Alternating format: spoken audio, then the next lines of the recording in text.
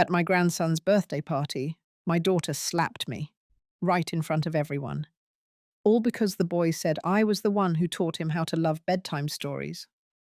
I didn't raise my voice. I didn't cry. I just walked home and reached for the envelope marked Will Revision. Some wounds stay invisible, but their silence can break everything. And what came next changed the meaning of family forever. It was just before 7 a.m. when I heard Henry's little feet pattering across the hallway. He always woke early, just like his mother used to when she was 5. I was in the kitchen stirring oatmeal, the cinnamon and brown sugar already mixed in. He climbed onto the stool by the window and looked out like it was the most sacred ritual of the day. I poured us both a bowl and handed him his favorite blue spoon, the one with the little whale at the end. He grinned and kicked his legs happily under the table. That morning, the light slanted in through the curtains in a way that made the whole kitchen feel soft. Henry told me about a dream where he flew over a library made of clouds. I listened and nodded. I told him that sounded like a place I'd love to visit someday. And I meant it. Cameron had dropped him off 2 weeks ago, saying her schedule in Philadelphia had picked up. Late meetings, long commutes. Travis was away on business too often. It would just be easier if Henry stayed with me for a while. Her voice was clipped efficient. I hadn't seen her eyes soften once during the entire drop-off. At first I was glad. I missed the hum of a child in the house. Henry's presence brought a rhythm back to my days. Story time at dusk, morning pancakes on Sundays, folding laundry while he pretended the socks were superheroes. It felt like life again. But in the quiet spaces, I noticed things. Cameron's check-ins grew shorter, just text messages, no video calls. When I called, she would let it go to voicemail and then reply with a short line hours later. Sorry, busy day. Once she did answer. It was on speaker, I think. Her voice sounded different, measured, professional, like I was someone she owed a quick courtesy call to, not her mother. She asked if I'd considered fixing up the house, said it looked a bit too old-fashioned for a child to grow up in. I smiled then, but something in me tightened. Henry, meanwhile, kept running into my arms each morning like I was the sun rising. He asked for my banana bread after dinner. He kissed my cheek and said he liked the way I sang him to sleep. And every time my heart swelled and ached all at once. Looking back now, I should have sensed it. That early, quiet warning, like a curtain slowly being drawn between me and my own daughter. I ignored it. I wanted to believe I was helping holding the family together in my small way. But something was changing. Not loudly, not all at once, just like how fall creeps in. First a yellow leaf, then the wind grows cooler. Then one day you look around and nothing's green anymore. If you've ever held on to moments with someone else's child, knowing they might be taken back without warning, then maybe you'll understand why I held Henry so tightly that morning. And maybe you'll understand what it cost me. By the second week, Cameron's presence had become more of a shadow than a part of our days. Her calls, once daily, had turned into brief texts. Henry okay, or did he nap? No warmth, no conversation, just check-ins like she was managing a schedule, not a child. I tried to bridge the distance. I sent her photos. Henry watering the tomato plants, Henry building a pillow fort, Henry reading with his flashlight past bedtime. She rarely responded beyond a thumbs up. Once she replied with a single sentence, "He shouldn't be using flashlights like that. It's not healthy." No mention of the book he was excited about. No praise for how well he was reading, just correction. That weekend she called me through her car's Bluetooth. I could hear traffic and the clicking of her turn signal. She asked how the house was holding up and whether I'd considered modernizing the living room. She said the wallpaper made it look tired. I told her it was the same wallpaper she used to trace clouds on as a little girl. She went quiet, then changed the subject to Henry's bedtime routine. There was something in her tone I couldn't name. Distant, mechanical, like she wasn't listening to my answers, just ticking boxes. I wanted to believe it was just stress. Her job, her marriage, the city life pulling her in too many directions. But it didn't feel like stress. It felt like detachment. Still, I said nothing. I kept our mornings steady, our dinners warm. Henry was thriving here. He danced when he brushed his teeth. He asked me to tell him stories about his mother as a little girl. And I did. I told him about the time Cameron dressed up as a cow for Halloween and mooed at every door. He laughed so hard he fell off the couch. But with every giggle, every hug, I felt a small fear grow, like I was holding on to something too precious, something that wasn't mine to keep. One evening, as I folded laundry in the den, I found Henry sitting quietly in the hallway, staring at a photo of Cameron holding him as a baby. I sat beside him and asked what he was thinking. He didn't answer. He just leaned his head on my shoulder. That silence stayed with me for days. I began to see the shift more clearly. Cameron wasn't just busy. She was stepping away. Not physically, but emotionally. It was like she was creating space, slowly detaching herself from the role she once embraced. The way she spoke of Henry, it felt managerial, formal, as if parenting had become an obligation rather than a connection. And the house, she mentioned it more often. The layout, the upkeep, the location. Always in passing, always with a hint that it was no longer suitable. Like she was framing a case in her mind, preparing for some decision she hadn't shared. I didn't ask. I didn't push. I just folded Henry's socks and lined up his shoes by the door. I poured his milk in the blue cup. I pretended things were still as they used to be. But deep down, I could feel the ground shifting. Not a quake, just a slow, steady drift. Enough to know that something was coming. I just didn't know how far it would go. Cameron arrived on a Friday afternoon suitcase, in hand heels clicking sharply against the walkway. She didn't knock, just opened the door with her spare key and walked in like she was inspecting a rental. Henry ran to her with his usual joy, but she barely bent to hug him. She glanced around, eyes scanning the room like she was measuring it. Her coat was designer too fitted for our weather. Her voice was clipped professional. She asked if the guest room had been dusted, if I had remembered to lower the thermostat before bedtime. She didn't ask about Henry's drawings on the fridge or the new bedtime song we'd made up. At dinner, she sat at the end of the table checking her phone between bites. Travis followed a few steps behind her all evening, barely speaking. When I asked how work was going, he shrugged and said he was taking some time off. I noticed he didn't take off his coat. Cameron made polite comments about the meal, then set her fork down and brought out a small notepad from her purse. She started asking about storage space, whether I still used the sewing nook upstairs, and if I had ever considered converting the back porch into a closed sunroom. She even pulled out her phone and began snapping pictures of the kitchen cabinets. I watched in silence, something cold settling in my chest. Henry seemed confused, clinging to my arm and whispering that he wanted to sit on my lap, like when he was smaller. Cameron glanced up and said flatly that he was getting too old for that. Then she turned to Travis and told him to take a photo of the living room window from a wider angle. After dinner, she stood in the hallway holding a tape measure. She was measuring the width of the front door. I asked if she was planning renovations. She gave a half smile and said something vague about just exploring options in case long-term arrangements needed adjusting.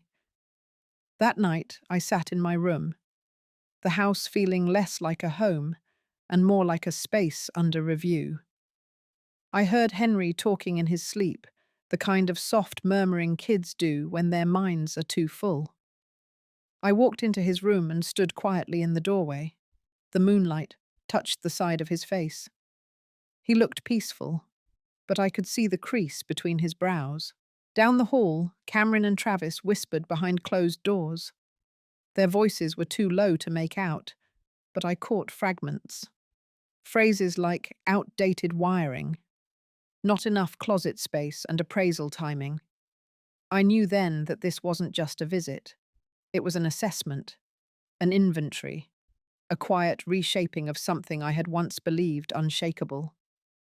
The next morning, Cameron left early, citing a meeting. Travis stayed behind to pack up their things. I offered him coffee. He declined. I asked if they were okay. He mumbled something about stress and too much change. He didn't meet my eyes. As they pulled away, Henry waved from the back seat, but his hand was slow, uncertain. I stood on the porch long after the car turned the corner, the tape measure still lying forgotten on the hallway table. I picked it up and placed it gently back into the drawer next to a photo of Cameron when she was 9, holding a sunflower twice her height. I looked at the photo and whispered not to her, but to the memory of that little girl, the one who used to believe this old house was magic. Something told me that memory was all I had left. That afternoon, after Cameron and Travis had left the house, felt unusually still. Henry had gone out to ride his bike with the neighbour's boy, and I was in the kitchen folding towels. The soft hum of the washing machine was the only sound, but something in the air felt off, like a cold draft sneaking through closed windows. I walked into the hallway, meaning to grab a sweater, when I heard Cameron's voice coming from the living room. I paused. She must have left her Bluetooth connected to the speaker. Her voice was clear, clipped, and fast, not how she usually talked to me. I stood frozen. "No, I can't keep doing this back and forth," she said. "Henry is starting to treat her like she's his real mother. Yesterday he told me she makes the best oatmeal in the world. I mean, I get it, but this is exactly the problem. He's attaching too much." There was silence on the other end. Then she added, "We need to remind him who his actual mother is. Gently but firmly. I don't want him growing up confused. She's not part of the long-term plan." I didn't move. My hand tightened around the edge of the doorway, and my breath caught in my chest. Not part of the plan. It wasn't just what she said. It was the calmness in her tone, like she had already made the decision and was just explaining logistics. I didn't confront her. I didn't rush to disconnect the call or storm out in anger. I stepped back into the kitchen, sat down slowly at the table, and reached for a pen. That was the moment I started writing everything down. Dates, events, little things I had ignored for months. I jotted down what Henry liked to eat for breakfast, what stories he asked for at bedtime, how often Cameron called or didn't call. I wrote how often Travis spoke, which was hardly ever. Every quiet detail that had once felt too small to matter suddenly gained weight. I didn't know what I would do with the notes, but I knew I had to start somewhere. I couldn't trust what came next. That night when Henry returned, I looked at him differently, not with less love, never that, but with a new kind of awareness. His hug felt tighter. He leaned his head on my shoulder longer than usual. I kissed the top of his hair and didn't say a word. Later, when he fell asleep, I opened the hallway closet.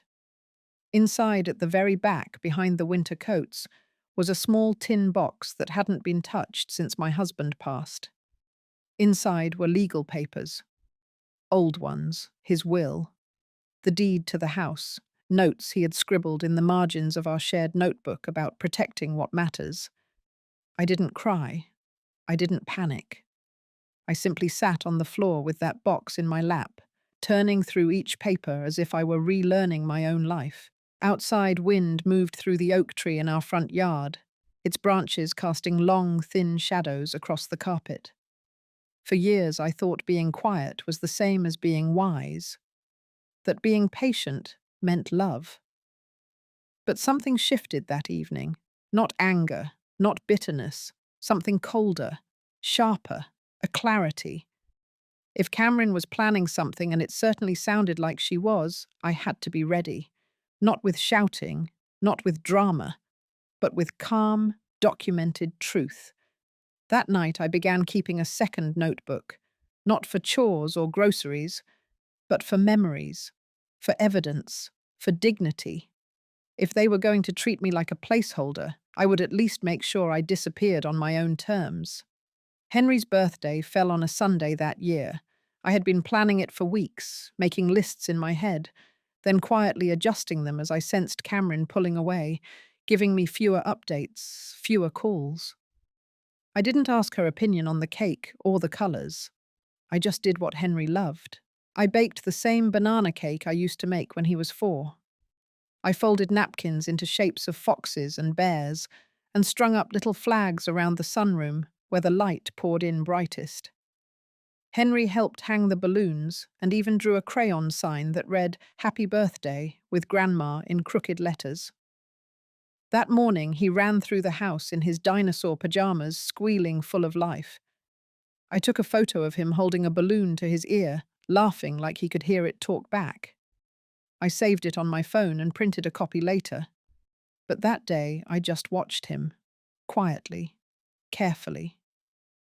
Guests arrived around 2, some neighbours, 2 kids from his class, and Cameron and Travis, late of course. Cameron walked in wearing a grey silk blouse and slacks that looked like she was headed to a business meeting, not a child's party. She smiled, tight-lipped. Travis nodded politely and made a beeline for the food table. Henry ran to his mother with a handmade crown in hand. He said, "Grandma taught me how to fold this. She knows how to do everything." He meant it with joy. I could tell by the way his face lit up. But I saw the shadow pass across Cameron's eyes. Her smile dropped for just a second. She glanced over at me, sharp distant, then bent down and whispered something to Henry I couldn't hear. I didn't think much of it then. Cake time came. Everyone gathered. I lit the candles and stood back as Henry closed his eyes and made a wish. We clapped. I brought out slices on colourful plates. Cameron barely touched hers.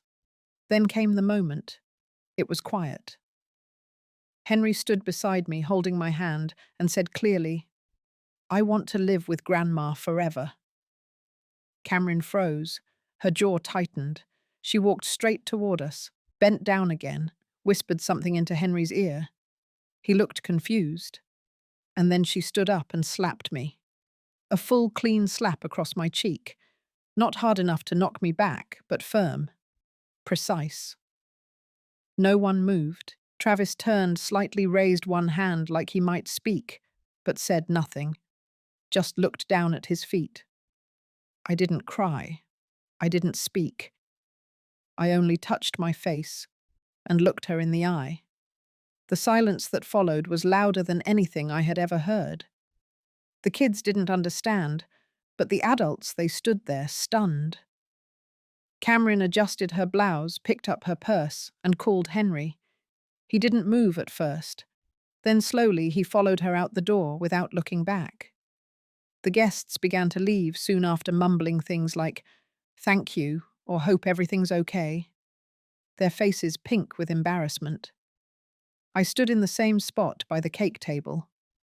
I looked at the empty chairs, the fallen balloon near the fireplace, the fox-shaped napkins, still neatly stacked. Later that evening, I washed the dishes by hand, even the plastic cups. I didn't rush. I dried each one and stacked it away like any other night. But inside, something had shifted. I added a new page to my notebook that night. Just a single line. She slapped me in front of everyone, and no one stopped her. Then I closed the book and placed it under the stack of old recipe cards. Not rage, not revenge, just memory. Because some things you write down not to remember, but to never forget. The morning after Henry's birthday felt like someone had stolen the colour from my world. The kitchen looked the same. The curtains still fluttered softly near the sink. The sunlight came in like any other day. but everything felt too still, too quiet. His dinosaur mug sat on the counter, half a sip of milk dried inside. The crown he had made for himself was crumpled beside the fruit bowl. And the balloon, the one he loved most, a green one with stars, had floated down in the middle of the night and now rested limp on the floor. There was no knock, no tiny feet rushing in, no arms flung around my waist while I stirred oatmeal. Cameron had taken Henry. I didn't even get a goodbye.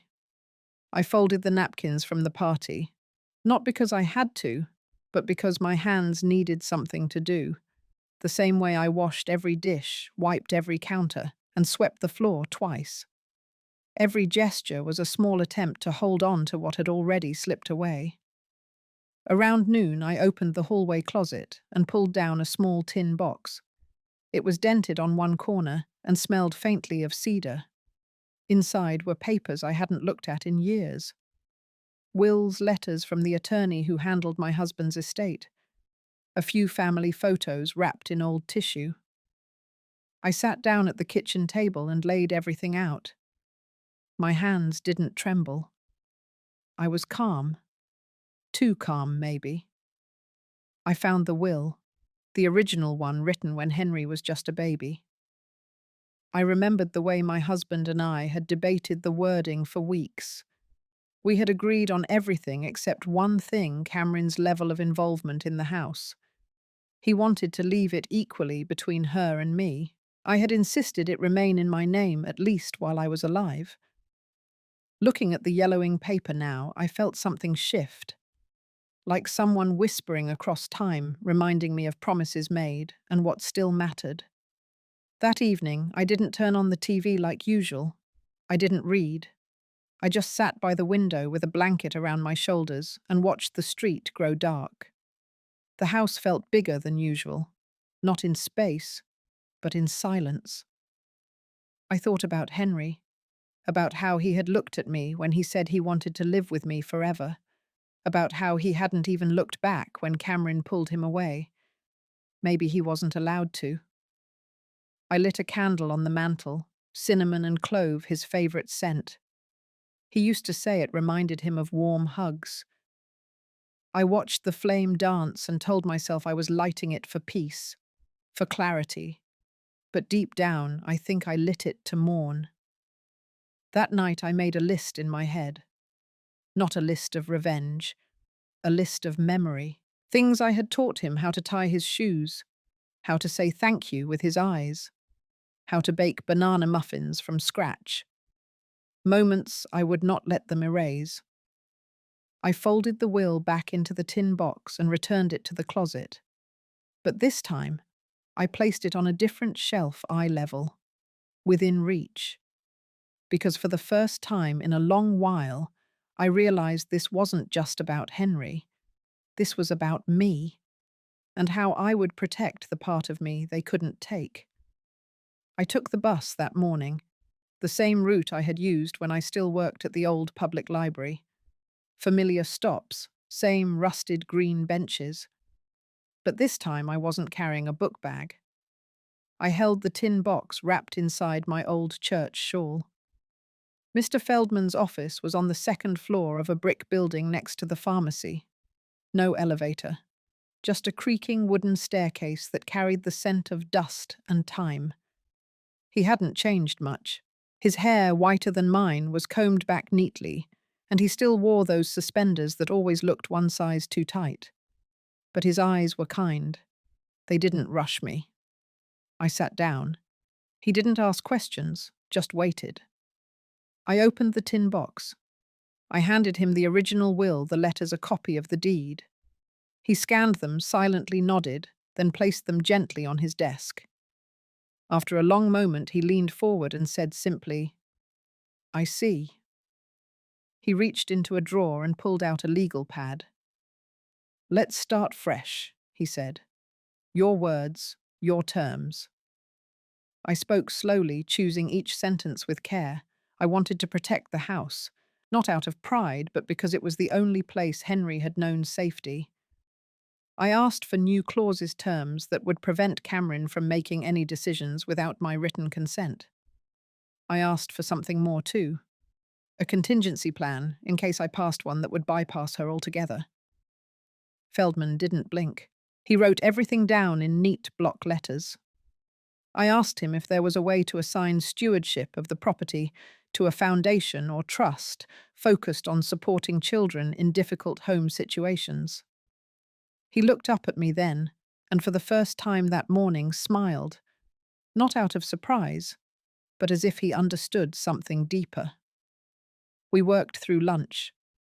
When I left, my fingers ached from signing, but my heart was strangely light. Back at home, I started making lists, not of chores, not of groceries, but of memories. I wrote down everything I had done for Henry since he was born. Every summer he stayed with me. Every time I picked him up when Cameron's meetings ran late.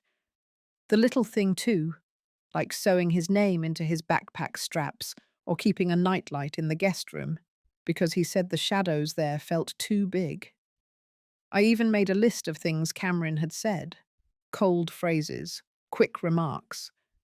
I didn't do it for revenge. I did it to remember the full picture. Because one day, if this ever went to court, I wouldn't be telling a story, I would be presenting a history. I kept a quiet routine after that. Still cleaned, still cooked for one. But each action carried weight now, a sense of preparation. The framed photo of Cameron and Travis on the living room shelf was replaced with a small, quiet landscape painting. I didn't smash anything. I didn't tear photos. I simply re-edited the space. That week I also visited the community center. I asked if they needed volunteers for tutoring or story hour. I signed up for both. At night I started journaling again. Not about what was lost, but about what I was reclaiming.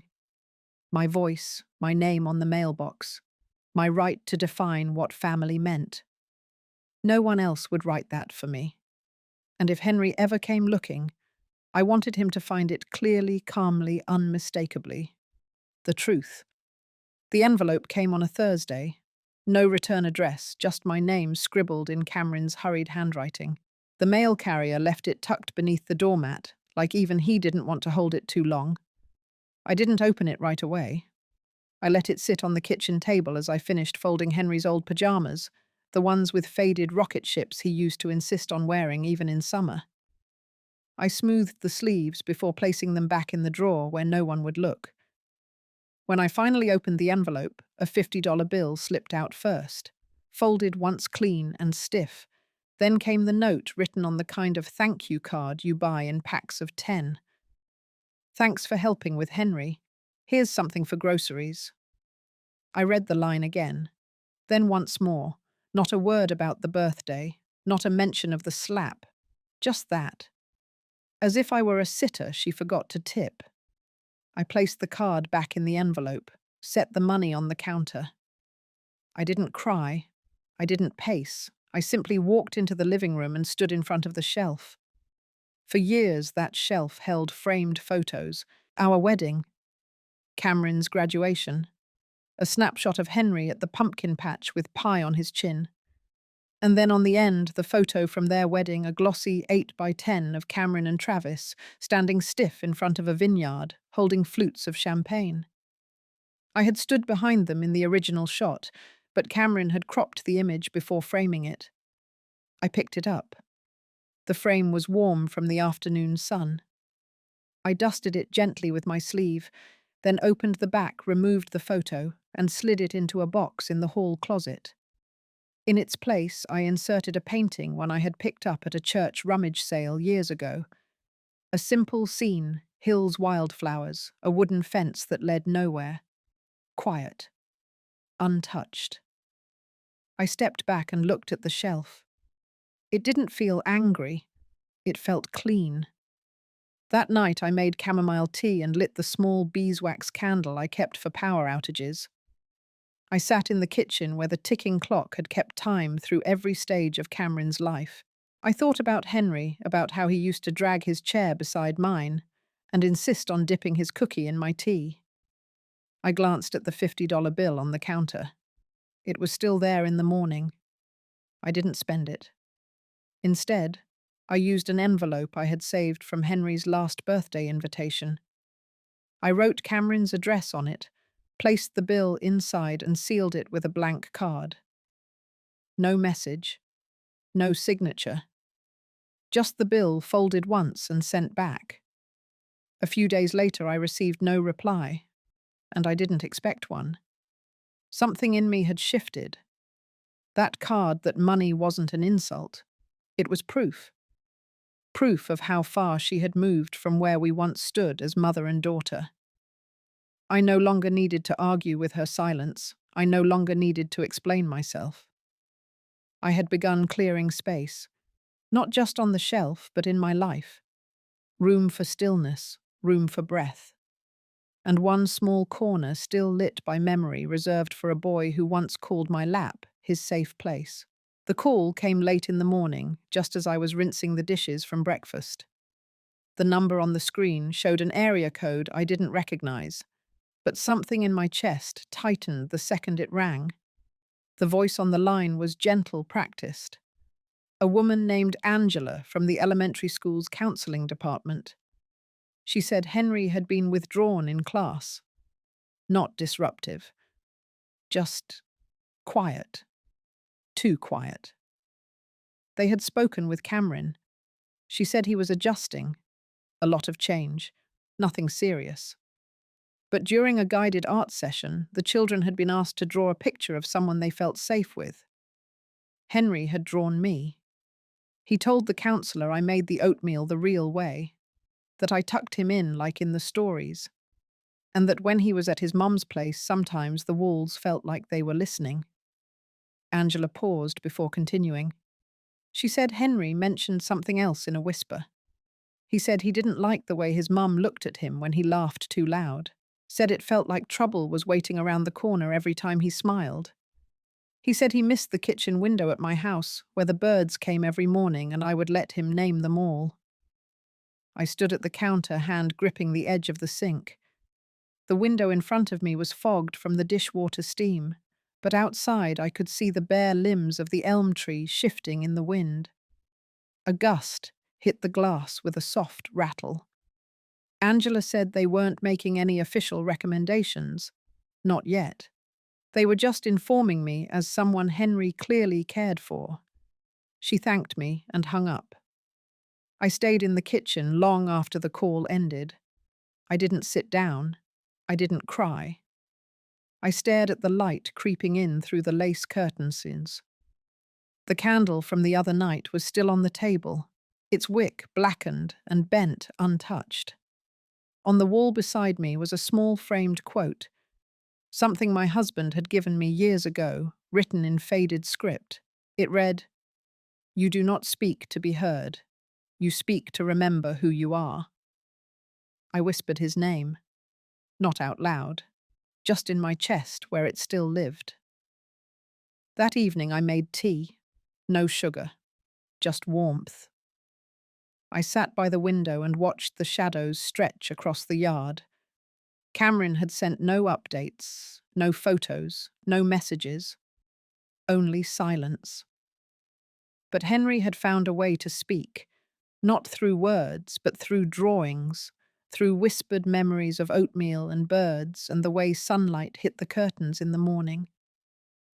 That night I pulled out the small box of his things I hadn't yet put away. Inside were a few crayon drawings, one of us holding hands with wild shapes above our heads. He said they were ideas floating. Mine were purple, his were red. I placed the picture on the fridge. Then I sat at the kitchen table. My hands rested on the wood, flat and still. The wind moved through the cracks in the window pane. It wasn't the chill that made my fingers tremble. It was knowing he remembered. He remembered everything. The week passed without a sound from Cameron. No calls, no envelope, no voice asking how I was doing. The house, though still mine, had grown quieter. It no longer echoed with Henry's footsteps or his made-up bird songs. But there was one thing I hadn't done in years. One small promise I made to myself long before everything turned heavy. At the corner of our town square stood a small library with bricks the colour of late autumn. It had ivy on one side and a flag that fluttered tiredly in the breeze. On the door was a sign handwritten in green marker seeking volunteers for story time. I stood in front of it for a few minutes, just watching. Then I walked in. The woman at the front desk was no older than Cameron, but her eyes were kind. She didn't ask for anything except my name and availability. I said I could start right away. The first time I read to the children, my hands trembled on the pages. It wasn't from fear. It was from holding something that hadn't belonged to me in a long time attention. Trust. A circle of eyes looking up at me without judgment. Just curiosity. There were 6 children that morning. One of them, a girl with missing front teeth, called me the Silver Lady. Another boy offered me his sticker sheet because I pronounced the dragon's name with real magic. Each session became easier. I started wearing my brooch again. The one shaped like a maple leaf, gold-edged, faded with time. I wore it because Henry once said it looked like a treasure. The children liked that.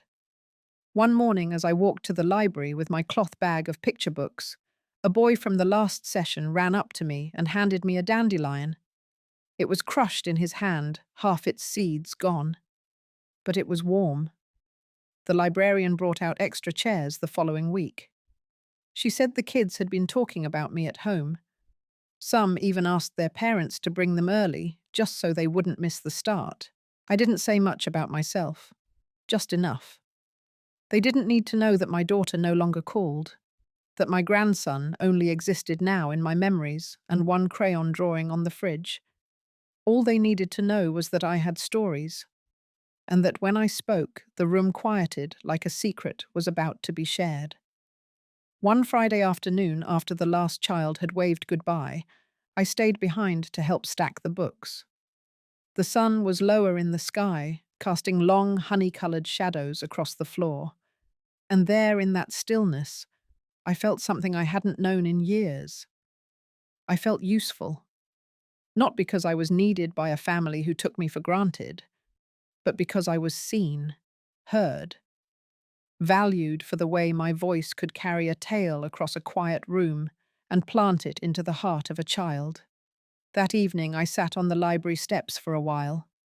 The breeze was gentle, the sky pink at the edges. I closed my eyes, and for the first time since Henry was taken away, I breathed without tightness in my chest.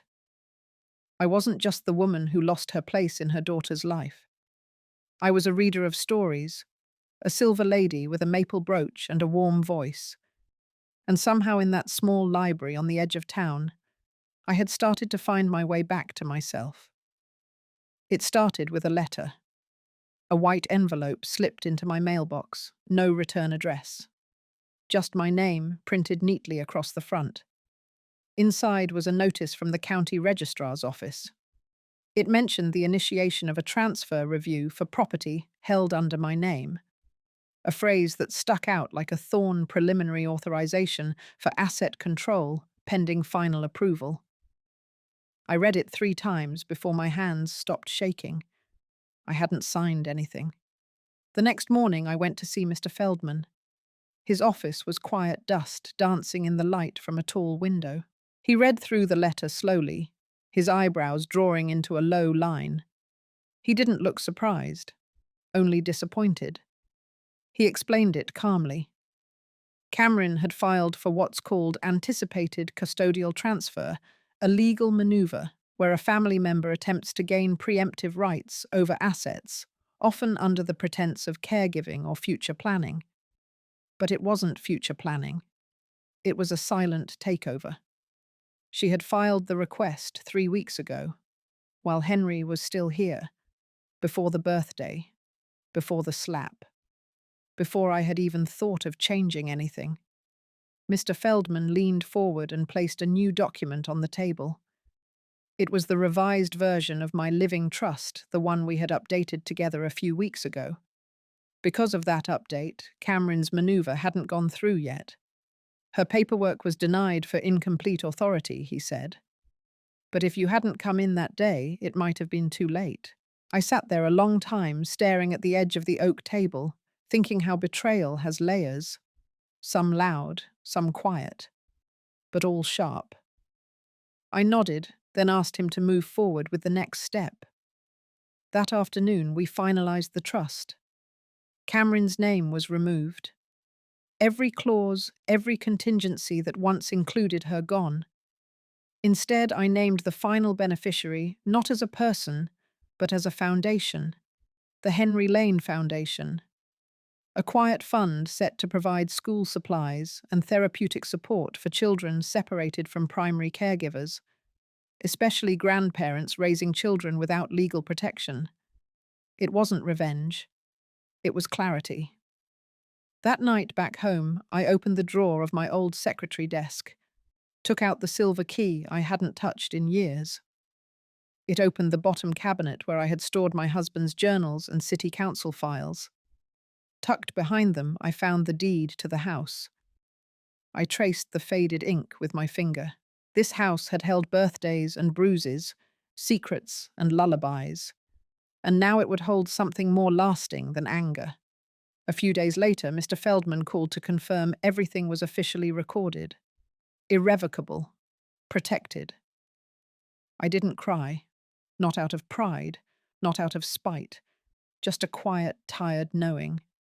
Cameron would find out in due time. Maybe she'd protest. Maybe she'd stay silent. That wasn't mine to carry anymore. That evening, I walked through the house slowly. I didn't touch the photos. I didn't move a single chair. I simply looked. And for the first time, I didn't feel like a ghost waiting to be erased. I had made my choice. On paper.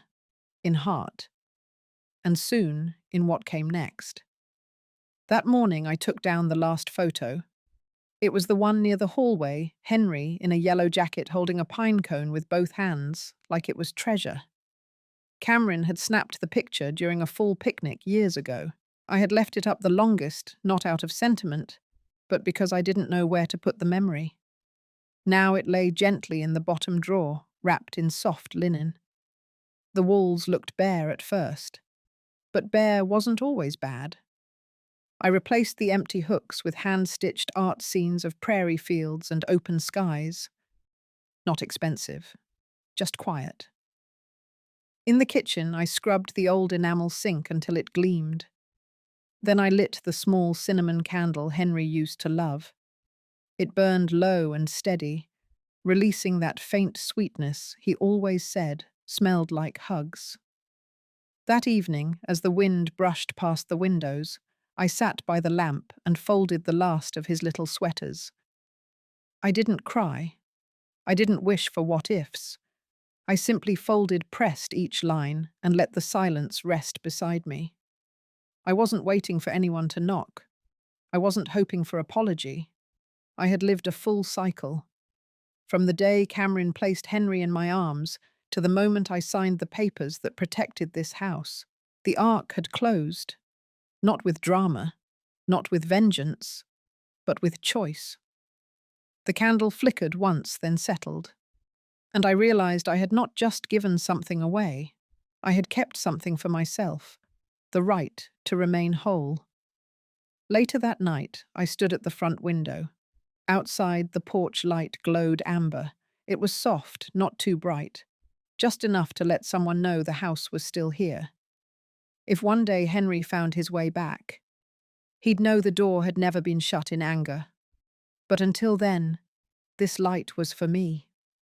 Because sometimes the bravest thing a mother can do is let go and still choose to love quietly from afar.